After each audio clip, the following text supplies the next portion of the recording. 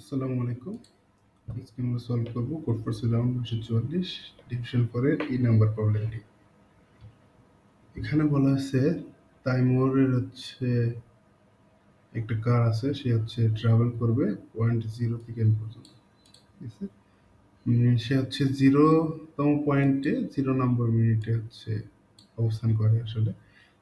তার k plus ওয়ানটা sign আছে পুরো রোডে, এই 0 পয়েন্ট থেকে n পয়েন্টের মধ্যে কে প্লাস ওয়ানটা সাইন আছে। এখানে 0তম সাইনটা 0 নম্বর পয়েন্টেই আছে, এবং কে তম যে সাইনটা এটা এই n তম পয়েন্টে আছে, এটা বলা আছে। আর বাকিগুলো a1 a2 কে মাইনাস ওয়ান পর্যন্ত থাকবে, এবং এগুলো স্ট্রিক্টলি ইনক্রিজিং, মানে একই পয়েন্টে দুইটা সিগন্যাল এরকম থাকবে না।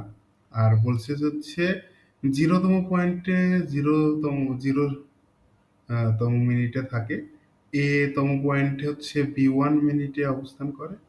b1 মিনিট নাকি সময় কি মিনিটে আছে। a2 তে b2 মিনিটে থাকে, এবং এ কে বা এন এ bk মিনিটে থাকে। এবং এই যে দুইটা দুইটা যে সিগন্যাল বা সাইন আছে, এদের মাঝে গাড়িটা সমবেগে চলাচল করে। বেগ কত এটা বলা নাই, কিন্তু এর ভিতরে সমবেগে চলাচল করে, কনস্ট্যান্ট স্পিডে চলাচল করে। এখন আমাকে কিউটা কোয়েরি দিবে, এবং প্রতি কোয়েরিতে একটা ইন্টিজার দেবে ডি, যে একটা পয়েন্ট, এবং বলতে হবে যে ওই তাইমুর ওই ডি পয়েন্টে কত সেকেন্ডে পৌঁছাইতে পারে, কত সেকেন্ডে পৌঁছায়। এবং সেটা ওই মানে এটা একটা ভগ্নাংশ হইতে পারে টাইমের, কিন্তু ওটা আমার ফ্লোর করতে হবে, rounded down to the nearest integer, মানে ফ্লোর করে প্রিন্ট করতে হবে। তো এখানে ইন্টিজার গুলো সব ইনপুট দেওয়া আছে। এটাতে আমরা করতে পারি যে এই যে ডি দিবে, এই ডি যদি কোনো একটা সাইনে পড়ে, মনে করেন এখানে যে সাইন গুলো দেওয়া আছে, মনে করেন B2 তে পড়লো, ডি যে পয়েন্টটা দিল ওটা এ টু পয়েন্ট হয়েছে, তাহলে এ টু পয়েন্টে কিন্তু করসপন্ডিং আমরা জানি সময় যে B2 সময় এসে পৌঁছায়, এটা আমরা জানি। তো ওইটা কোনো সমস্যা না। যদি আমরা সেম সেম পয়েন্ট পেয়ে যাই, তাহলে আমরা জাস্ট ওটা প্রিন্ট করে দেবো। আর যদি না হয়, তার মানে কি কোনো দুইটা সাইনের মাঝামাঝি সে থাকবে। বি টু মনে করি যে বি টু আর বি ওয়ান এর মাঝামাঝি সে থাকলো।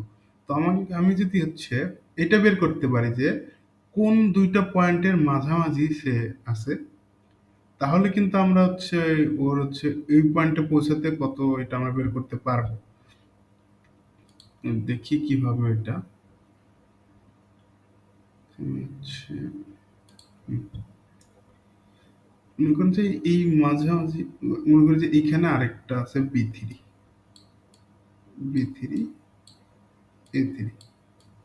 তাহলে এর মাঝামাঝি, বা এর মাঝামাঝি বলতে এর মাঝে কোনো একটা পয়েন্টে ডি দেওয়া আছে, এটা ডি। ওকে, এটা আমরা কিভাবে বের করতে পারি? আমরা যদি ডি এর আপার বাউন্ড বের করি, ডি এর যদি আপার বাউন্ড বের করতে পারি, আপার বাউন্ড মানে ওই ডি এর সমান অথবা বড় কোন পয়েন্টটা আছে, তো তাহলে আমরা এইটা পাবো। এবং আরেকটা যদি আমরা ওই আপার বাউন্ড থেকে একটা বিয়োগ করি, মানে একটা পয়েন্ট বিয়োগ করি, একটা সংখ্যা বিয়োগ করি, তাহলে আমরা সরি লোয়ার বাউন্ড থেকে একটা বিয়োগ করি, তাহলে তো মানে এটা পাবো। মানে বোঝাতে চাচ্ছি কি, আমরা যদি লোয়ার বাউন্ড একটা কল দেই, যে পুরো এর ভিতরে ডি দিয়ে যদি লোয়ার বাউন্ড কল দেই, তাহলে লোয়ার বাউন্ডটা আমাকে কি দেবে, ওর সমান অথবা প্রথম বড় এলিমেন্ট সেটা। যদি ওর সমান কোনো পয়েন্ট থেকে থাকে, তাহলে ওটা অবশ্যই আমি পাবো। যদি বি2 ওর সমান হয়ে থাকে, তাহলে অবশ্যই এটা আমি পাবো। যদি না হয়ে থাকে, তখন ও আমাকে রিটার্ন করবে বি3, মানে এই পয়েন্টটা রিটার্ন করবে, বি3 পয়েন্টটা রিটার্ন করবে। তাহলে বি3 পয়েন্টটা রিটার্ন করলে আমি জানি যে ও বি3 সমান না, মানে বি3টা সরি বি3 মানে এ3টা ডি এর বড়, এবং এ2টা ডি এর ছোট। এটা আমি শিওর। যদি এ2টা ডি এর সমান হইতো, তাহলে লোয়ার বাউন্ডে এ2ই রিটার্ন হইতো। যেহেতু এ3 রিটার্ন হয়েছে, তার মানে ডিটা A2 আর A3 এর মাঝামাঝি থাকে।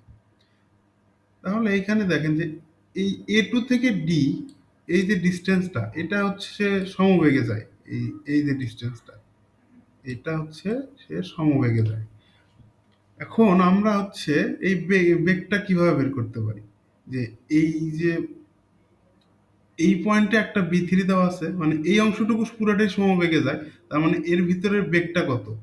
A3 minus A2 divided by B3 minus B2।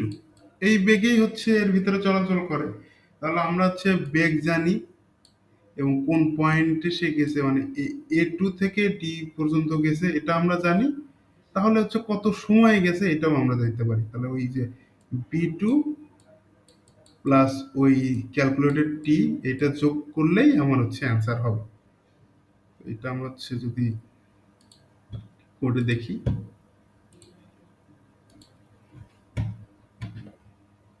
এখানে হচ্ছে আমার আগে ইনপুট দিছি, এ ইনপুট নিলাম, বি ইনপুট নিলাম, তারপরে কোয়েরি চললো। কোয়েরিতে হচ্ছে আমি এই লোয়ার বাউন্ড করে আইডিটা নিছি। ওইটা যদি হচ্ছে আমার এই ডি এর সমান হয়ে যায়, ওই এ পয়েন্টটা, তার মানে কি ওই বি বরাবর যেই টাইমটা আছে ওইটাই জাস্ট প্রিন্ট হবে। না হলে আমি কি করছি যে হচ্ছে এই বেগটা কি, বেগটা একটা তো ভগ্নাংশ, উপরে কিছু মান আছে নিচে কিছু মান আছে। উপরে কি ডিস্টেন্স দুইটার হচ্ছে বিয়োগফল, মানে হচ্ছে এই আইডি, আইডি মানে কি ওর থেকে বড় যেটা আছে সেটা মাইনাস আইডি মাইনাস ওয়ান, ওই দুটার বিয়োগফল ডিভাইড বাই সময়ের বিয়োগফল, এটা হচ্ছে ডিস্টেন্স, সময়ের বিয়োগফল। তাহলে দেখি,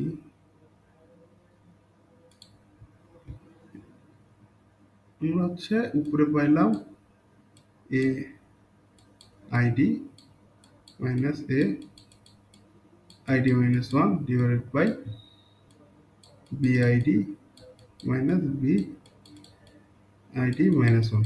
এটা এটা হচ্ছে আমার বেগ। আর আমরা জানি হচ্ছে ও হচ্ছে যে এইখানে এটা হচ্ছে B A ID minus one, এটা হচ্ছে এ আইডি, ও মাঝামাঝি কোনো একটা পয়েন্টে আছে, এটা হচ্ছে ডি। তাহলে এই ডিস্টেন্সটা কত? D minus A ID, D minus A ID এই ডিস্টেন্স। তাহলে এই ডিস্টেন্সটা সে কত বেগে যাবে? এই পুরো বেগে যাবে। তাহলে এই বেগটা দিয়ে যদি আমি এখানে ভাগ দিই, তাহলেই তো আমি টাইমটা পাবো। তাহলে এই বেগটা দিয়ে ভাগ দেওয়া মানে কি? এটাকে আমরা ধরছি ডি ডাব্লিউ, এটাকে ধরছি হচ্ছে সরি, এটাকে আমরা ধরছি আপ, এটা হচ্ছে ডি ডাব্লিউ।